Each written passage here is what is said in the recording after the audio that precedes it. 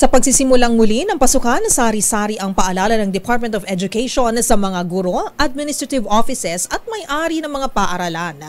Kabilang dyan ang no collection policy na mas pinagtibay ng DepEd kamakailan lang. Ano nga ba ang maaaring kaharapin ng mga guro at paaralan na mahuhuling nangongolekta pa rin ng mga illegal fees? Tunghayan sa report na ito. Muling pinaalalahanan ng Department of Education o DepEd ang mga magbubukas na paaralan ngayong taon na mahigpit na ipinagbabawal ng departamento ang paniningil ng kahit anong fee sa mga estudyante sa pampubliko o pribadong paaralan.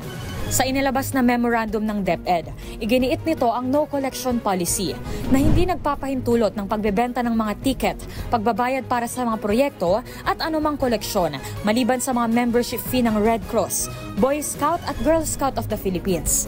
Sang-ayon ito sa Republic Act No. 4206 o the Act Prohibiting the Collection of Contributions from School Children of Public Primary and Intermediate School. Ang sinumang mahuling lumabag dito ay maaaring patawan ng multa na 50 hanggang 100 pesos o pagkakakulong ng hindi higit sa isang buwan. Maaari namang pagkakakulong at multa ang ipataw sa may sala, depende sa desisyon ng korte.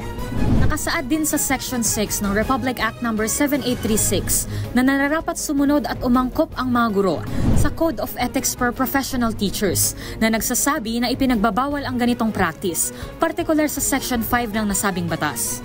Ang sinumang guro na mahuling sangkot sa ganitong gawin ay makakatanggap ng disciplinary action kung saan maaari siyang tanggalan ng Certification of Registration and License as a Professional Teacher at suspendihin sa trabaho o sa pagtuturo. Kung mayroon pa kayong nahuling ipinagbabawal na akto o kaya naman ay mayroon kayong reklamo, itag nyo kami sa DZRH. Hoy! Bawal yan!